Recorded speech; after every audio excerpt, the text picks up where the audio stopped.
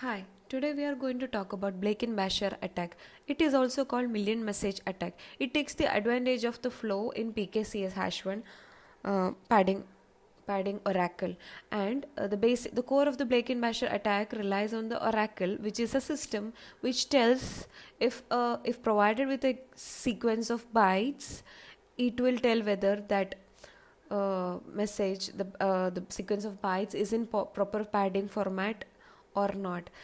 And the proper padding format for PKCS hash 1 is as shown on the screen. First it will be 2 bytes 00 and 02, and then some non-zero bytes, and again a 00, and then our message. So for simulating the attack, I have used Python code.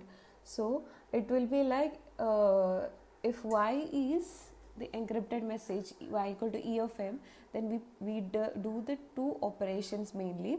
First it will be querying the padding oracle, which is simulated using SO function in my code, and then we will be doing the multiplicative property of modulus that will be used, and it is like y, we will be finding a y dash which is equal to y e of s mod n. Now before going to the code, we can observe the following.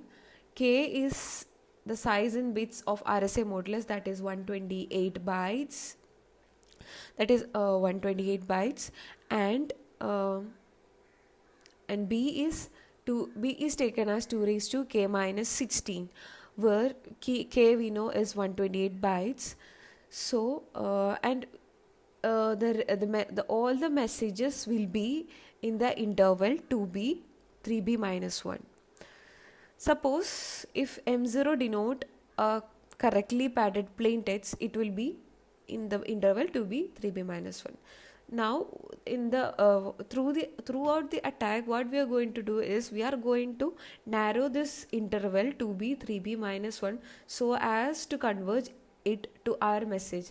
And for this, what we are doing is, like, first we will compute m1, which is nothing but m0 s1 mod n, with different values of s1 until we get an m1 which is correctly padded, and that we will be identify using the padding oracle. So whenever we find that m1 is correctly padded, that means that is also falling under this range.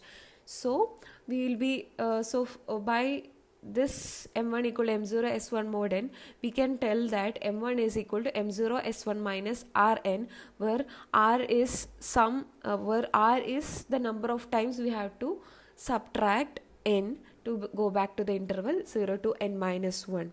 So this is the formula we get. From this formula we can get that m0 is m1 plus rn by s1. Since we know m1 also falls in the category 2b, in the range 2b 3b minus 1, the new interval of m0 will be 2b plus rn by s1 less than or equal to m0 less than or equal to 3b minus 1 plus rn by s1. Before it was 2b 3b minus 1, but after calculation of m1 we get it like this. So we know that our r value is unknown, even though if it is unknown, but one thing we can do is we can limit the value, the range of r value, based on the fact that both m0 and m1 are in 2b 3b minus 1 range. So the possible values of r will come under the range 2b s1 minus 3b plus 1 by n less than or equal to r less than or equal to 3b minus 1 s1 minus 2b by n. So now we get the range of r. Now before proceeding with the algorithm, first initial s1 we need to find. So initial s1 is taken like this. From the above formula of r, we can tell that r is less than 3b s1 less by n. So when r is equal to when will this become 1? This full thing will become 1 when s1 is n by 3b. Suppose we are taking r less than 1. R less than 1 means r is equal to 0 as being an integer. So this means m1 is equal to m0's s1 plus rn will become 0.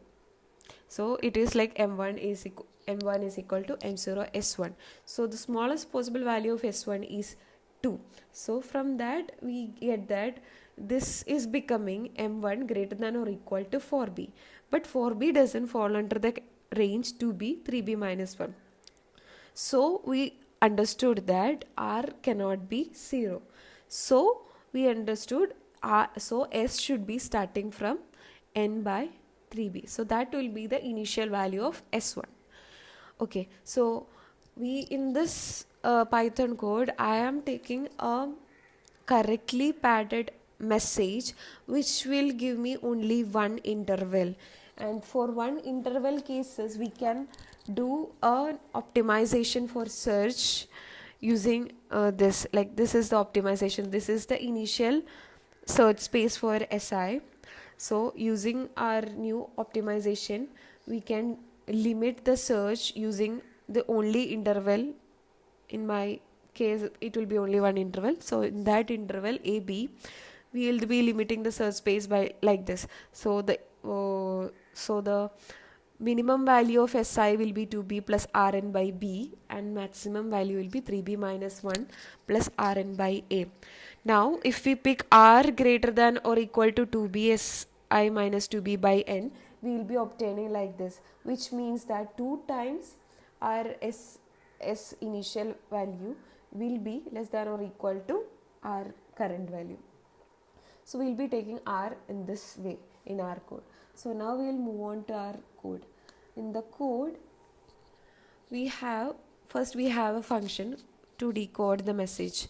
Because we are giving in hex form, so we will be converting it into text form using this message, using this function. And this is our padding oracle implementation.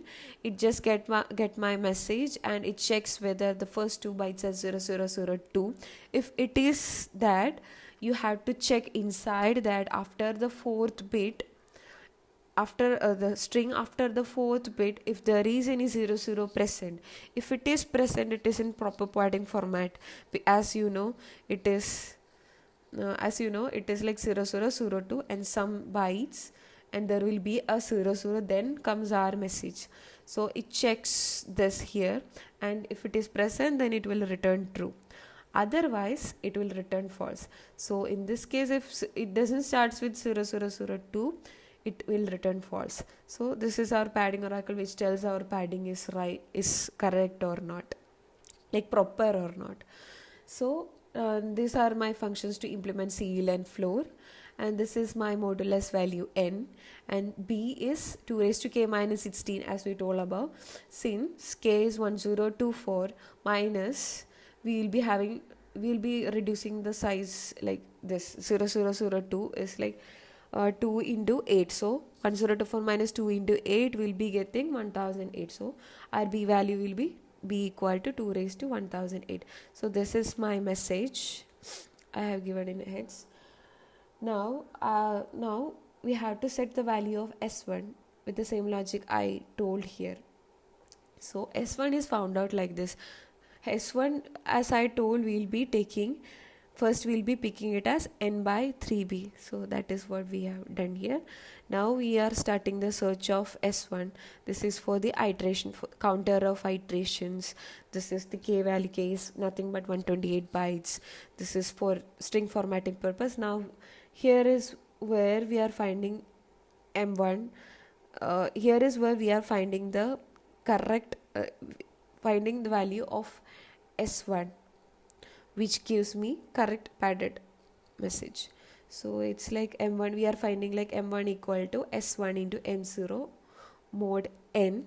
So suppose this m1 is properly padded, we'll be coming out of the loop and we will be having our s1 value in s1.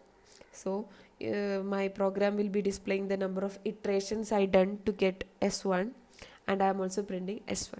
After this I am setting the value 2b and 3b b2 b3, and new mm, I'm storing my interval in this variable new which stores the set. So this is my initial a and b is 2b and 3b minus, and that is also set, and my initial si is s1, which we calculated here. So now we proceed to narrow the interval. So to narrow the interval first, okay, so with s1 what will be the interval, that is what we are finding here. So here we are finding aa and bb. aa and bb is nothing but this is like 2b plus rn by si, that is the range of the message. This one 2b plus rn by s1, and bb is my upper range 3b minus 1 plus rn by s1. And now we are calculating the new a and new b, new range. New range will be the maximum of the old range or the aa, because we are narrowing the range. So it will be taken like more than the lower range and less than the upper range. So that's why maths of aa and min of bbb. Now suppose you are getting this corrected. If you are getting new a less than or equal to new b, you got a range. So that range you will be inputting in new you'll be adding in new union. This refers to union. Now the following steps are done till you, like, this is like you will be narrowing the range till it converges with our message. So in our case, the length of new m is always 1, because that is how we have taken the message, and so it will be going into this if. So in this if len of new if new m is equal to m, you are popping from new m our range. So you get it in lower. So a and b is our range, lower of 0 and lower of upper, in lower and upper. Now using that we are finding r.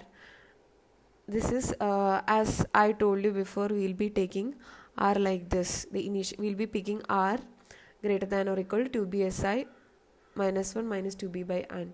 So that is what we found here. So this is for the iteration counts and okay, we set a found flag. Okay, now we are going to narrow the interval. We are going to find an si we are going to find an mi that is properly padded. So we are iterating through the r value now is 2b plus rn by b. This is the range. That is what has happened. Now we are calculating mi, and we are trying to find si. So from here I am displaying in which iteration I got it, and I am also displaying the number of iterations, and I am also providing the s value which I got. So I'll be getting a value here. So suppose our length like there was more than one interval, so it will be like you will be incrementing si by si plus 1, and you will be getting the possible values of si as the output here. So now we have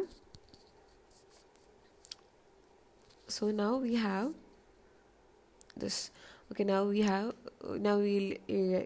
a new variable, and we are going to narrow the interval again. So we got the new si, so we are going to narrow the interval using that same way as we did above. 3b minus 1, we are calculating aa, bb.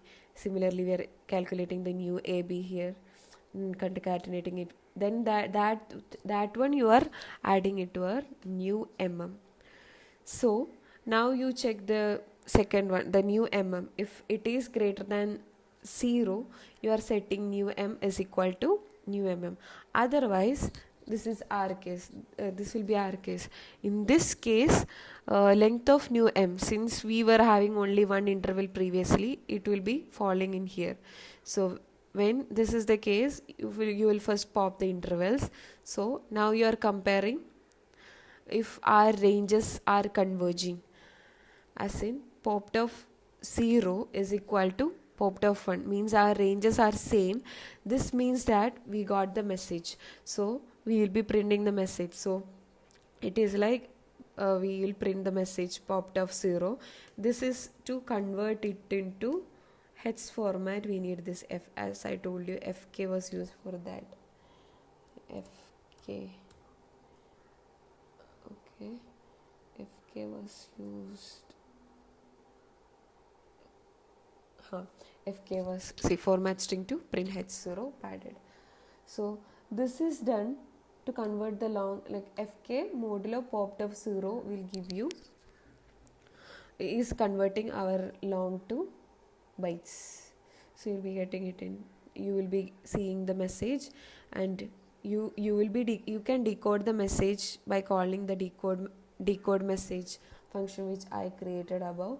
And decode message function, what I am doing is I am taking it from the third index because first two 0 1 2 the first 3 bytes will be are 0 0 0 2, so I am neglecting them, and after that I am going to find the okay, so I am taking like iteration, I am incrementing, I am taking 222 bytes, and that 222 bytes, each 22 bytes I am storing it in chars. So chars will be having, suppose I have 0 0, so chars will be 0 0, I have 0 0 0 2 0 3 0 4, so chars is like 0 0, it will be taking 0 0, like I to I plus 2, that is 2 bytes. So chars is like 2 bytes. So if this chars, if there is any 0 0 in chars, means that is where our this is there, like where what our message is there. After this 0 0, like we are taking after the, we are now first we had that padding 0 0 0 2, we removed that using this, and now we will be taking it, we will be now going, we are going to find the next 0 0 because our message is after the 0 0. So it is like if 0 0 is in chars, means we get that index will be I. So I plus 1 will be giving you the starting address of our message. So we got the index where our message is starting. So we are returning the message from that index onwards is our message, right? So that index onwards, that message is taken and it is decoded into text, and so you will be getting here our decoded message. Similarly, I'm just displaying the initial message also here, so we will run the code and see what is happening. Okay, see, as you can see, each iteration is printing, values of R is printing and S is also printing. And see, I got my message, this was my initial message, I got the same message, and decoded message also I'm showing. So that is the PKCS attack. Using that oracle, using that padding oracle, we could converge the possible ranges into our message. Thank you.